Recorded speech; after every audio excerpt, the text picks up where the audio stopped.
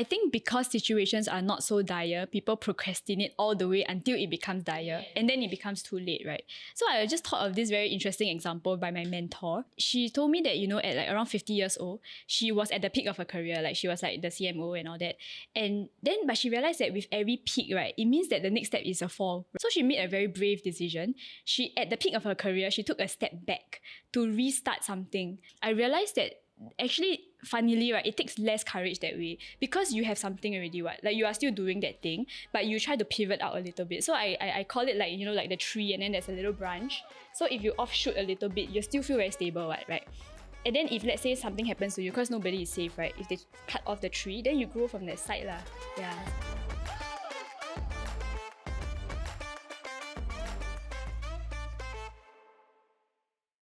Welcome back to Wise and Shy. I'm your host Reggie, aka your Chief Financial Coconut. And I'm Dawn, SG Budget Babe. Today, how do you feel? Do you feel courageous today, Reggie? I feel very tired. I always feel very tired. That's a problem. So in moments where you still feel tired, but you have to demonstrate courage, how do we do it? That's a very cheesy opening. And that's exactly the question that we're going to answer today. Because the world is, quite cray-cray now, right? And the economy is probably not so good. For some people, you lost your jobs and all that jazz, right? So and especially like some people who may have been laid off or are facing challenges at work, it can be very hard to find and demonstrate courage during such trying times. But it's not like you can just give up, wallow in your black hole, right? Some people might be relying on you. So how do we handle that? Fair. And some people, to be fair, objectively, they're doing well. At work, they're doing well. Career is doing well. But they're very lost, right? So that is also a trying time, right? It's also very difficult trying to find a new phase of life. And to be courageous in that sense is challenging lah. So the main question that we want to ask is, how do you be courageous in tough times lah? Okay? Even when you don't feel you don't feel like being courageous, right? And to help us answer that, we have Kai Ning. Kai Ning, can you introduce yourself to our listeners? Hello. My name is Kai Ning, and I'm the co-founder of the Courage chapter. So what we do is we help senior professionals to transition to their second chapters through meaningful projects. So senior is like old or like senior as in like, like high up professional? I think it's a bit of both, but generally we help young seniors to do that. And a lot of times people ask us like, is it the age range? Like what is the age range that you help? But actually to us, it's less of the age, but more of the life stage. So if you identify with moving to a second chapter, then we are more than welcome to join us. Can you contextualize what does it mean by second chapter? Right. So to us, right, second chapter is usually if you undergo a major life transition or life career transition. And usually it happens in, let's say, a little bit of a later part in life. So after you have finished kind of like the bulk of your main career, you are moving on to something else. And usually it encompasses a shift in career values as well. So other than retirement being one example, what would be some other practical examples? So just now you all also mentioned, I think unfortunately, some people have been retrenched recently. That could be one. Sometimes people also want to take care of their aging parents or like grandchildren or that. So they want to taper down on their work, but not stop working completely. A lot of people, Singaporeans, right, they say they want to retire, but is it really true? Because they say they want to chill and everything. But after 2 months, they realize that, Singaporeans cannot chill. Then they're like, oh my God, like, I'm a bit depressed, that kind of thing. So actually, work is still a very essential part of life if you do it properly and if you do it in the way that suits you lah. Yeah, can you expand a little bit on that part? Like people say they want to chill, they want to take a break, they want to like slow down, but then when they actually get down to it, it's actually a lot harder than it is, right? Based on the experiences that you've had. Yeah, I would think that everybody has a different experience, but predominantly some people are like super chill, like they really love retirement. They've been wanting to chill since forever. Yeah, but then a lot of them, they think that they want, but then afterwards they realize, oh my God, like what should I be doing for the bulk of my time, right? So there's a bit of a loss of identity sometimes. See, 我是不是讲了? There's such a group. Okay, yeah.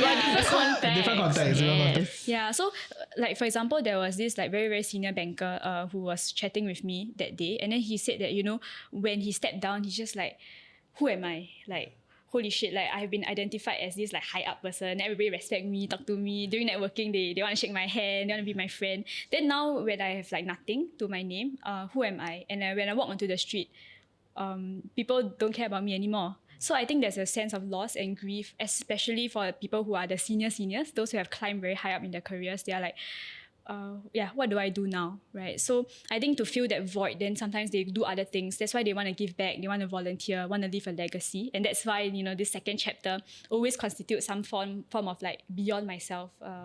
Who else can I contribute to? So it's not a fluff when they talk about it. Like, I want to give back to society. Sometimes I'm a bit allergic to it. I'm like, oh my God, I'm not fluffy, right? So, but from what you said, that's probably not a fluff, it's a solution to the void. Maybe to some lah, but I think some others, they really genuinely want to help because they have learned so much, right? Then it's a bit wasted to them also. They accumulated so many experiences and skills, right? Then they're like, oh my God, in a few years' time, if I don't utilize it, if I don't tell someone, I'm going to forget all these things, right? So they are looking for someone to mentor and to help also. And I really do see the benefits of intergenerational bonding as well. So when they teach the younger professionals, the professionals teach them stuff as well, and then it keeps them socially and mentally engaged. It's like a win-win situation. Interesting. Yeah. Nice. Okay. Let's talk about how courage comes in. But before we go there, what is courage? Yeah, courage. Wow, very so cheap, abstract. So abstract. What is courage? Yeah. Maybe I can tell you in relation to my company's name. Sure. The courage chapter, right? So a lot of people ask us like, hey, why you call yourself courage chapter? Some people instinctively get it, especially if they are in that life stage. But I would say that courage comes in three forms for this organization, right? The first one is that the seniors themselves, they need to have the courage to pursue their next chapter. Simply because, it's very scary. It's like, imagine you spend 30 years in the same company or same industry. Then now you are like moving into something completely new. You don't know whether you will succeed or you will fail or you will like it or you won't like it, right? So there's this huge fear of moving, and we want to give them the courage to do so through easing their process. The second form of courage is for companies. As you know, right, maybe not only in Singapore, but Asia and the rest of the world, there may be some age discrimination happening. In Singapore, roughly, we see that around 40-ish, right, onwards, right, people start to feel a little bit of effects. Still like the case? Like, I think it's still the case. So people start to feel a bit of career stagnation, or they feel a bit more scared to be retrenched. They feel like if they get retrenched, right, this is the end. Yeah, yes. Exactly. And of course, sometimes it's more tangible because the pay is too high, etc. But sometimes it's also companies' mindset about the senior professionals themselves. They think that they cannot adapt to new technology and etc. and all that, right? So what we want to do is to prove a point, to prove that it's not the case, and senior professionals can contribute back to companies in very meaningful ways. So the second one is courage for companies to try new employment models to engage their seniors in a meaningful way. And the third one is courage for myself to do this thing because as you know, I'm quite a young person and I'm also trying to climb my career, right? So then why in the world am I doing this? So I think that also requires some courage on my side. Yeah. So what I hear, right, I hear a definition of courage, right, where it is about digging deeper into the strengths in you to overcome the fear of what you are seeing in front. Because if the problem is not scary, then there's no courage. You just walk. It's a walk in the park. The very fact that you have to dig out the courage, right, that means there's a fear in front of you that is jarring enough. It's like, what the hell is this, right? But then you find the source of strength to then get over it. And this source of strength can come from inside, digging deeper. It can come from external, talking to other people, or it can come from a system that you then ride on, right? So it's about digging strength to go over a hard period, right? Wow, thank you. Wow, legit. Wow, thank you. 红星大奖 I'm here Star Wars. You can see I'm struggling in this because to me it's just like, see me, just do. To me, she's a very courageous woman, right? She tries a lot of things, but I understand there's a bunch of people out there. Yeah, some people who don't always feel that way. Yeah, and sometimes you have too many things tied up, so it takes courage to drop. It's like I ask you, don't be budget babe. It's quite crazy, right? It's a big part of your identity. And then it takes a lot to not do it. It's like putting in that context, one that I can relate to would be the courage to give up something for something else and do something that's very different. You want to share a personal story?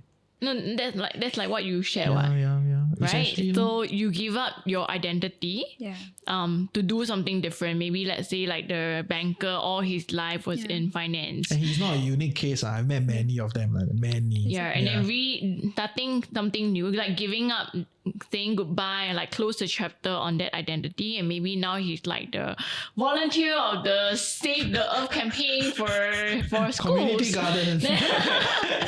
Although we joke about it, it's legitimate, right? Like because it does take courage to do something new that you've never tried before, and that is not really something that is age relevant, like you said. Yeah, anyone can do it. I mean, to me, I have a very lame example lah. Don't ask me. I'm such a bad person. Like, the only story I have to share is this scar on my knee, which is that my main fear is pain.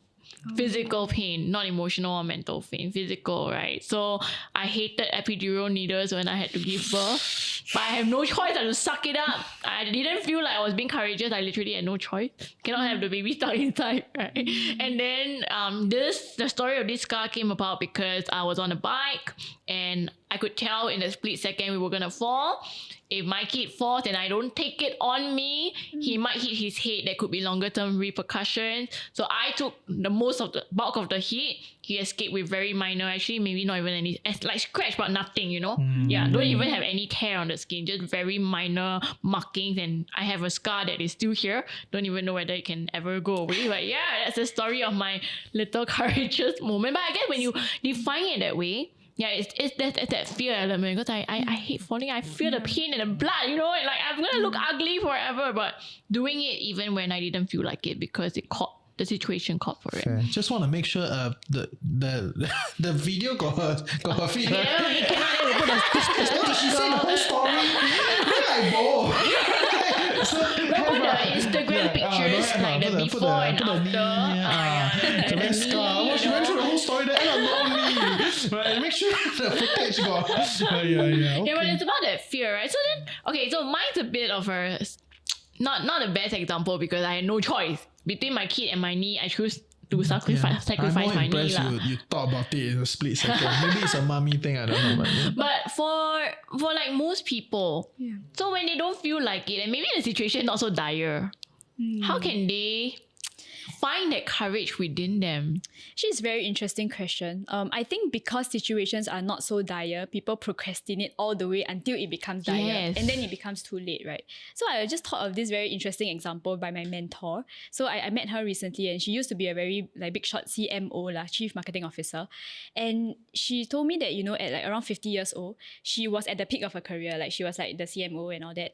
And then, but she realized that with every peak, right, it means that the next step is a fall, right? Because you're at the peak. So the next step is a fall. And she's like, oh my God, like, I don't want to end up just going into oblivion, right? So she made a very brave decision. She, at the peak of her career, she took a step back to restart something, to start her coaching practice, called reinvention coaching. So she started to build her network, to build her skills, etc. and already start to take the next leap. And so she told me that, wow, so I was very inspired because not many people have the clarity of thought and the courage at that moment to leave at the peak of your career, to go and do something that you don't know whether will work or not. But if you zoom from a longer term perspective, right, it's damn smart, because it's true, like everybody reach out at the top, then you only can go downward. But for her, she's like that, and then she just dips down. While doing her job, she tried to do something, and then she goes up again. And then now she's finding her new peak. Yeah, so I was like, it's like an S-curve thing. So can you find your S-curve, or will you be a C, like C? Or like S, Yeah, so very inspired. And I realized that actually, funnily, right, it takes less courage that way, because you have something already, like you are still doing that thing, but you try to pivot out a little bit. So I call it like, like the tree, and then there's a little branch. So if you offshoot a little bit, you still feel very stable, right? And then if, let's say, something happens to you, because nobody is safe, right? If they cut off the tree, then you grow from that side. Yeah, so I was thinking, so inspired by this lady. That's a great point. So it's easier to be courageous when the problem is not as big. Yeah. Before you need to be courageous. That is a good point. That's good. Is it Adeline? Yes. Oh my goodness. Yeah, I didn't know whether I can say that, but it's her. Okay. I think I saw her around. So yeah. Nice. Because Adeline, you must come on the show lah. There's another day. We'll talk about it. Okay, cool. So then maybe share with us a little bit from your community. What are some of the experiences that people? We don't want to go into a sob story ram, right? But it's more like what has happened, and some of the struggles, and some of the courage that people need to dig out to get through the next chapter of life? Well, I think in our community, there are some people who were not struggling before they came to us, some people who are struggling when they came to us, right? So there are different kinds of stories. Because we are serving a very unique market. Actually, right, we don't want to be like a WSG or something where they help people mid-career. Actually, what we are looking is to help people who thought that they ended their career, but they want to extend the longevity of their career. So usually it's a bit more uplifting because they didn't expect anything. Then we're just helping them to do something. But there are also people who come to us in the earlier stages where, let's say, they got retrenched, etc., and they're looking for a job, right? So I would say that this population is more dire for them. This population is like a by the way and happy type of stories. Both stories, I think, they have one commonality is in that if they succeed in their next chapter, right, it's usually because they are very agile and very open-minded. Because I saw that a lot of people feel stuck when they say that I earned this amount last time, I was this title, I want only this. Damn hard. Like, how many can you find in the marketplace, right? But those people who are very open-minded, they say, I want to try anything. I want to do 3 different things. So I love this lady. We are quite close to her now. We even asked her to help us out in the courage chapter. But she's super resilient. Like, she was a HR director, which is quite senior also, but she has like no ego. So she said that I can do anything. And she started to do like freelance, like recruitment. She even volunteered. She worked actually in the museum because she said that, if I want to earn money, then I will do whatever it takes. Then I was like, wow. Like, if it's me, would I be able to do it, right? Because like you think like, I grow until here, then would I be able to do other things to keep myself afloat? Yeah. So I'm like very inspired by I'm people hearing like her. something that comes out of this story, which is that the courage also becomes possible to demonstrate when you're able to put aside your fear of other people's judgment. So she dared to do that because most people are like, HR director, you so zai, you go and do usher work paying $7 per hour, last time you $700 per hour. But then to just, like you say, very open-minded, explore, not even care about that. And granted, there will always be detractors, no matter what you do. No, but right? Does somebody like that is so open-minded, do they even need the courage to change? Wow, chim. You know what I mean, question. right? Because based on my definition that I came out at the starting of the show, right? The problem must be big enough such that you go and seek the courage wherever you seek from to overcome it, right? But if you are someone that can already dispel the problem, at that level of like, never mind, right? I think it's a process. Yeah. Like, it doesn't mean that the fear doesn't exist, but it's just that maybe some people don't feel or experience the fear as much as others do because it's a very quick, they get over that stage and they move on. But there's definitely a process at stake here. Maybe she did struggle with that. We'll never know. We don't know her personally. You can ask. Maybe she did struggle, but then she very quickly got over it. Like, just put it aside. Move on. Yeah, fair. Nice. And it could be also because like if you intentionally take on random challenges throughout your life, then you gain the little micro courages along the way, right? Then you just stack micro courage. Yeah, Wow. because like you, instead of waiting for a challenge to find you go and find them first, then you solve it, then you realize I can do it. Yeah. Maybe I should have done that to the camera. Yeah. So like for example, I was thinking because my partner, he's a marathon runner. Then I was just like that's not me. Like I can't, and I only run 2.4. In the MOE mandated thing. But then I was inspired by him. I was like, you see, make people run 2.4. no, but it's great. But in fact, you should do more. Yeah. So then I was inspired by him, and I was like, okay, let me do not full but half marathon. So last year I just tried my first one. Then I was like, oh my god, like I broke through my own. Yeah, I broke through my own barrier. Then I was like, I never knew I could do it. So then now I feel my self-identity expanded. So I was thinking maybe if you find challenge before they find you, right, then you realize that you can do Build more that, and then you have a lot of side anecdotes of like, can be done, ma. yeah, like side quest, you take on the side quest, then your main quest is easier. Yeah.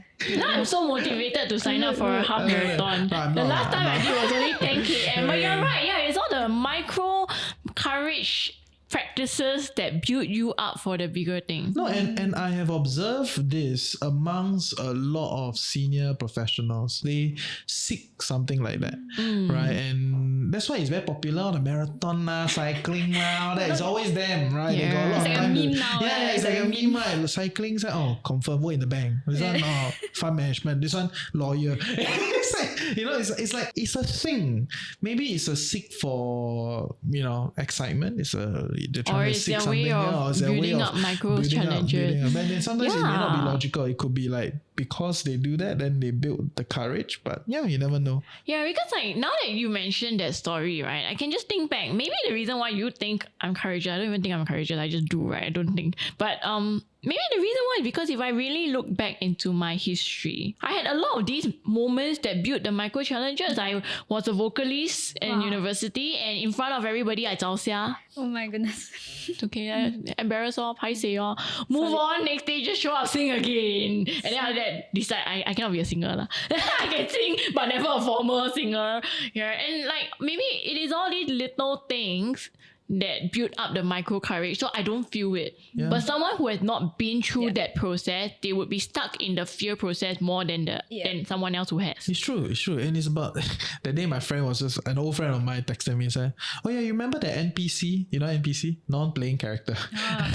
So don't be an NPC, right? Don't be a side character. Yeah, don't be a side character. I said, okay, to be fair, everybody is the main character of their own life, right? But participate, because I think a lot of people, because of whatever ingrained ideas that they have, they choose not to participate. They choose to not do all these side quests and all that, and then they don't have a lot of courage because they don't build up these things, right? It becomes very hard. Every problem sounds like a big problem, you know, whereas if you some more side quests you also do, right? At some point you're like, yeah, it's just another problem. You may feel it, right? The anxiety, the crisis, but you get over it faster. You get over it faster. The muscle, the courage, the muscle of courage, right, is stronger, so you get over it faster. I feel.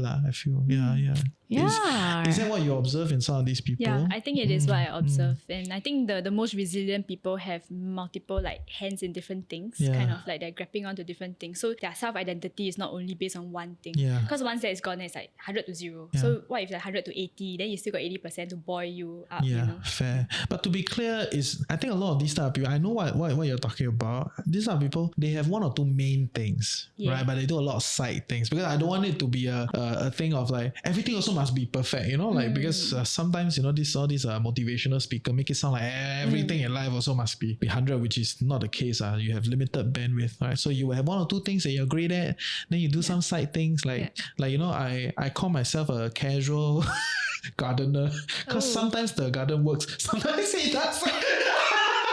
Casual, right? But I'm very excited when it works, right? So that I work on it lah, right? You know, and it reaffirms the idea that I can farm, you know, I can do something. If I put my heart to it, I can do it. It's not that I'm bad at this, just because I got competing priorities, but I know how to do it, you know, and I think that is quite empowering. And you can fix your little things here and there. It's a very powerful courage building exercise. You never knew that fixing the sink was an empowering process. Really, because it made me feel like, wow, I don't even need to call anybody. I can do this.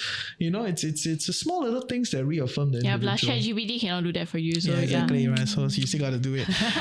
But there's a big part of this transition that brings in more complex problems like identity, you know, the grief process. Of course, these are big changes lah. We're not talking about fixing toilets, right? These are big things. Is it common for people to have these bigger existential problems when they transit, and what's the experience so far? To be fair, I don't ask very, very deeply unless they tell me.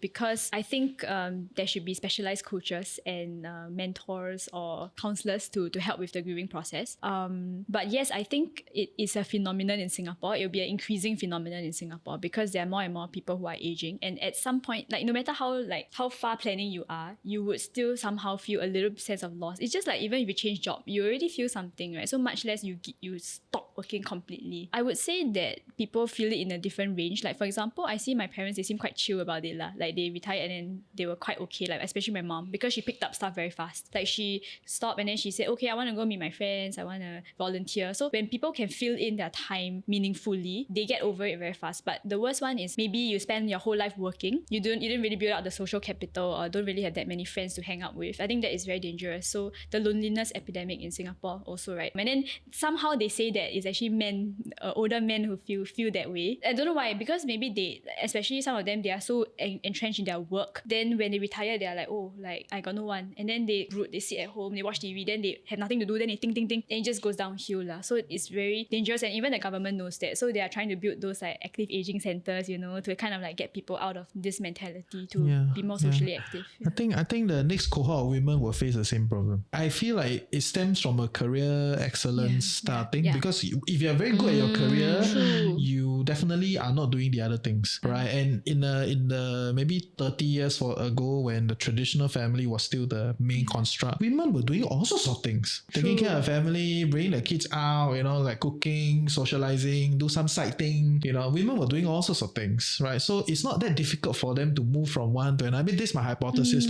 Whereas the guy was just like one thing down, get their shit done. Guys of that generation were not even associated as a great dad.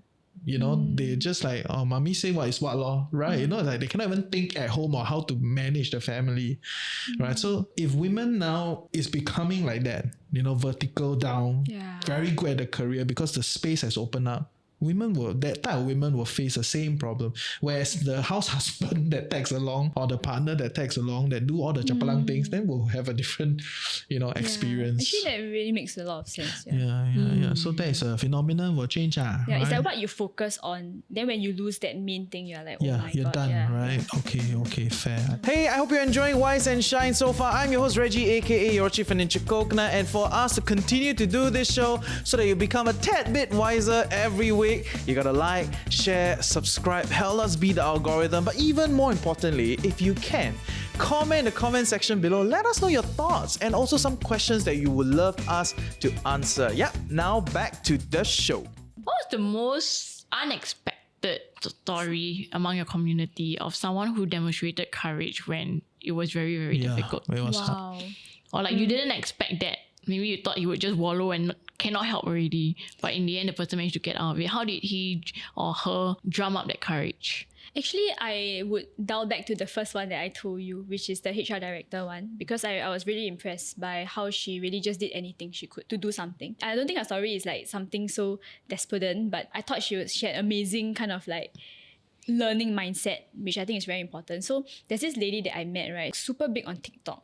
Not very big lah, but she taught me how to do TikTok live and stuff. She didn't let the retirement just kind of like waste her away. She really took things into her own hands. She learned how to do Facebook live, TikTok live, and she started selling affiliate marketing. So she sells like stuff. And then she said that like UGC girl, it's like super cool. Then I met her and she asked me to go and do TikTok live with her and all that, right? And I found it very impressive because she told me about her sister in comparison who doesn't dare to retire. She's like holding on to the job because she doesn't know what she's gonna do. So I think you can see the contrast, like what are the types of people who are resilient in the next phase and what are the people who don't know what to do in the second chapter. Yeah, and I think that's the part that is a bit more complicated in the sense that we're not talking about people that they stick to the job because they have to in terms of a financial sense. But there are a lot of professionals, if they don't inflate their lives like crazy, they work that type of income, 50 plus, 40 plus, they don't need to work already from a financial standpoint, but they hold on to it. They cling on to it. It's because of the identity and that part is a thing right? It's quite complicated. Because they lack the courage to let go of their identity, right? So like how we were discussing, if that continues until crunch time, until too late, it's gonna just blow up later on. So I wanted to say that some companies are quite forward thinking, and some of them have approached us to help us to preempt their employees ahead of time. So they are saying that, it's super interesting. So it's kind of like I want to be lah, but don't always make people work for free. Okay, So they wanted to run like transition workshops type of things, right? Which is like maybe even 5-10 years before the retirement age officially, you already start to think, hey, what can I do and how can I prepare? Kind of like Adeline, right? Prepare like 10 years in advance. And these companies are so forward thinking because they're willing to spend the money to help these senior employees to reflect about their lives and then to take actionable approach. So how we normally do it is like we like run a workshop and then also we have some coaches. So they can book the coach's time and then you can tell them, reflect about your life and then think about, what do I want to do? The coach will like try to guide you along the way lah. Of course, why I say that these are forward-thinking companies is because maybe through the coaching process, they say that, hey, I don't want to be here anymore, then they quit. I mean, can be also lah. So it must be very they feel like empowered, right? They got the courage to quit now. I can go now. I'm done, bye.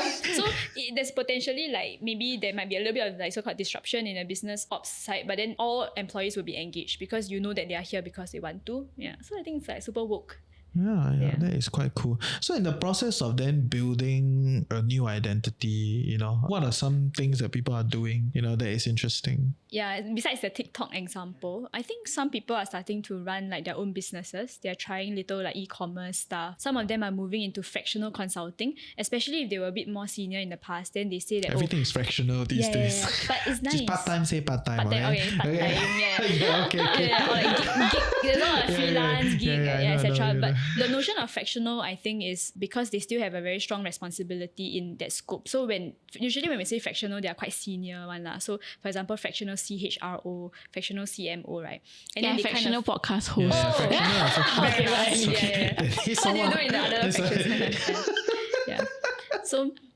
Yeah. So they like to do that, and I think it's amazing because they can do different things. I know this lady who is a fractional CMO, and she's also an artist. So she paints and sells her art. Then it's like, wow, very cool. Like, I feel like they're living their best life, some of them. And I want to not go there lah, but I want to be like that next time as well. Hey, and all of them have one thing in common, which is it's not tied down to just one identity. It's many. And that dispels the problem, reduces the Yes. courage needed to do it. So as a parent, if I want to teach my kids to be resilient and open-minded, Courageous, yeah. I should create all these little opportunities for them to build up their micro courage. Wow. Right. No, and I think it's sometimes in our society we're too into making it work.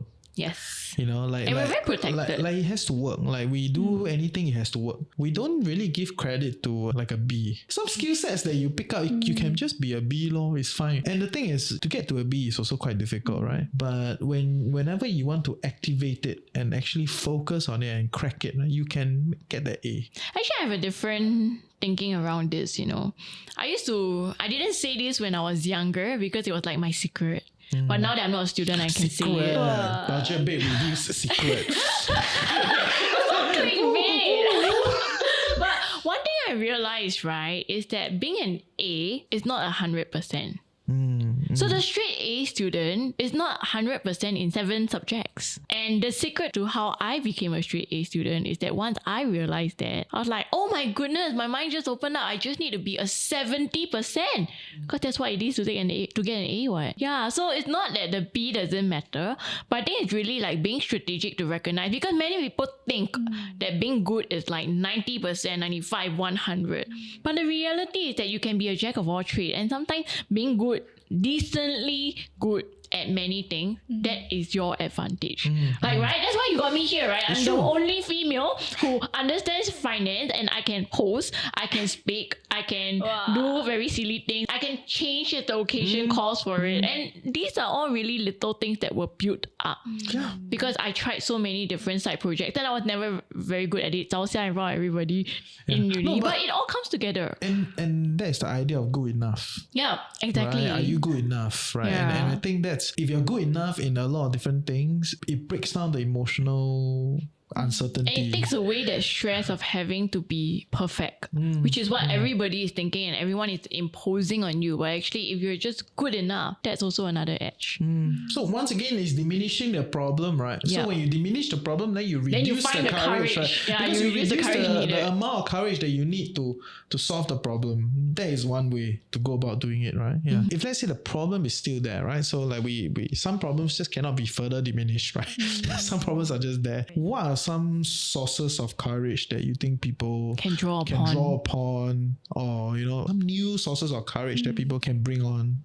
I think I can't really say for all topics, but I Yeah. think from the topic of career related, right? So let's say they really need something. I would recommend this concept of like the portfolio careers thing. Traditionally, people like stability. Singaporeans love stability because maybe our parent generation like it. Like I want to stay in the same job forever and work in government job, that kind of thing. So like very stable. Also too expensive, I need to stable. Yeah.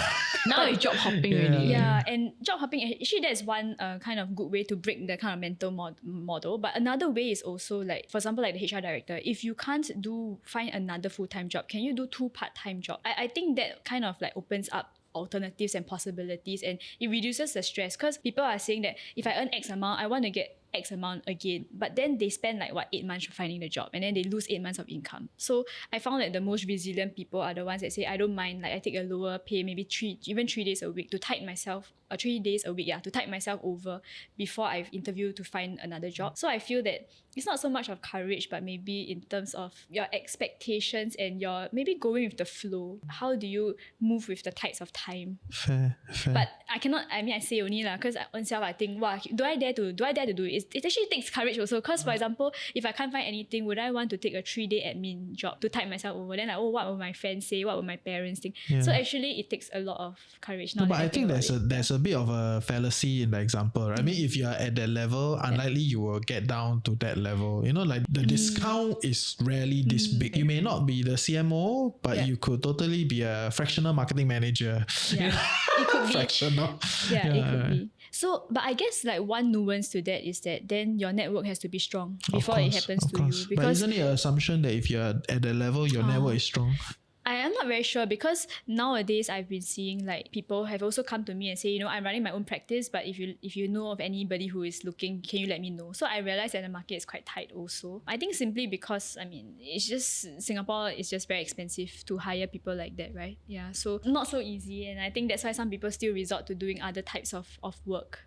Yeah. Interesting. Any last things about courage that you want to ask? Maybe we can go in one round. What is the most courageous thing that you have ever done? I shared mine, although a bit lame, but to me that's courageous.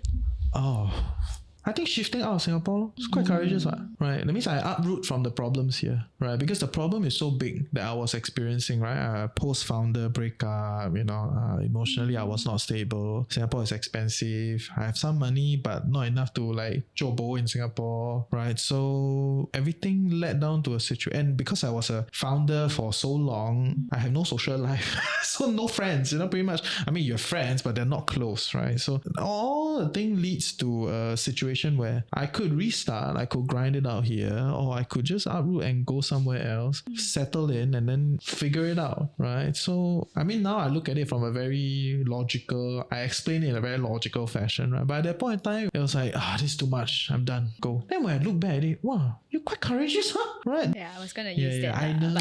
I saw through it. I think quite similar to both of you, I tend to do those micro courage things. So I wouldn't say that anything has required very, very big courage. Of course, this one was quite big, but the rest also, like for example, in university, right, then I would do like the theatre, like try to act one time, that kind of thing, and just to boost courage lah, or like go and learn sailing, that kind of random stuff. So I think all these are, I think it's just exciting for me. But not one, maybe that's why it all chalks up to being able to do something that people would deem courageous. Because people always say that, you're very courageous to go and like do this random thing like now, that kind of thing, right? But actually to me, I was like, yes, it took some courage, but it didn't kill me to make that decision, when perhaps some people may not be able to have made that decision because they were like, I can't, so it could be. Nice. So I guess we found our answer. The answer to how to demonstrate courage when you don't even feel like it. It really lies in all that micro courage activities and chances that we give ourselves leading up to that moment, and also diminishing that problem, so that the amount of courage needed to conquer it is even lesser. Oh, we found a formula. Wow. We can write a book. There we go. So nice. Okay. Maybe in closing we go one round. We very long never do this way. Closing we go one round. Kind of pick up something that each of us has said in today's episode that highlights the episode, that you find like, this is interesting. I felt what really stood out for me was the deliberate act of signing up for stuff to practice getting that micro challenge. Because as a kid, I just realized my kids do that all the time, right? Like my eldest son now is learning to swim. He has a fear of the water, but he overcame that. And then now he has a fear of the deep pool because his feet cannot touch the bottom. But he's learning to overcome that. So as kids, they go through all of that, but we kind of lose that as an adult. Yeah, and having this discussion just made me realize I haven't really done something that pushed myself out of my comfort zone. This scar doesn't count. The situation called for it, but something that really pushed myself out of the comfort zone. I'm going to steal your idea of the marathon, because I think my best is really just 10 km. I don't even know whether I can pull off 21. Let's see, Let's see if I'm still here in a few months' time. If budget big, take 2 months off, then you know what happened. I think what stood out to me was, there was the whole stem like this, the trunk analogy, and then like the shoot, the branch. right? So if you only had the trunk, it feels quite dangerous, right? So why not do a few other things? Because to be fair, I don't do a lot of other things other than investing and this. That's it. Gardening. Pretty much, yeah, gardening lah, right? Thank you. I'm a fractional gardener, right? Yeah, I part-time garden, But I think the idea is to have a few other branches that are quite strong, right? And I have friends who are like that, and I never thought of it that way, but they're quite confident, right? They have their main thing that they're doing, and then on the weekend they maybe like do a carnival, barista thing, and then they write for some publication on the side. They have a few things that are ongoing. Of course, the main thing has to pay them very well because that's the main thing that they want. The side thing is more like you pay long, right? And whenever that they need to activate, they can activate some income there. If not, it fulfills their other complex needs. And it's quite a strong position to be in, right? To be able to have a few things that out in the market, people will pay for it, right? And it's a very strong position to be in. Yeah, I like that trunk and branch thing. Yeah. What about you? I think for me it was when you shared the story about your son, right? Even though you said that the need called for it, but it kind of like linked me to the fact that sometimes if you look beyond yourself, right, you find the courage to do something. Like if you're only so self-focused, right, then you are trapped within yourself. But then because you cared for your son and you cared about something bigger than yourself, then you didn't mind, or rather it was just instinctive. You just took the next step. I suppose that's very similar to all the other, like the seniors, right? Maybe they do it for their families, maybe they do it for the community. But then when they look beyond themselves, I think that's where they make the most impact. I suddenly have this image come to mind. That's why Iron Man took on the last part of the adventures, right? He finally went beyond himself for the first time. Yes, Iron Man. And that's how he got the courage. Hey, we should bring back this. We very long never do this already. I like this closing. Right, let's talk about each other and all that. Awesome. Yeah. Nice. Okay, so we have the formula. Nice. You guys go run with it. And I guess a good question to think about to end off this episode is, what is one thing you do to chalk up these little micro courage? Or what are some of the other branches that you want to start building to build up these micro courages? Thank you. Awesome. Thank you. Awesome. Yeah. And if our audience want to get to know you, where's the best place to connect? They can find me on LinkedIn, my personal profile, but I would prefer that they go to check out our website, thecouragechapter.com. Nice. And I hope you find the courage to move into a new phase of life. Okay? See you next episode. Bye. Bye.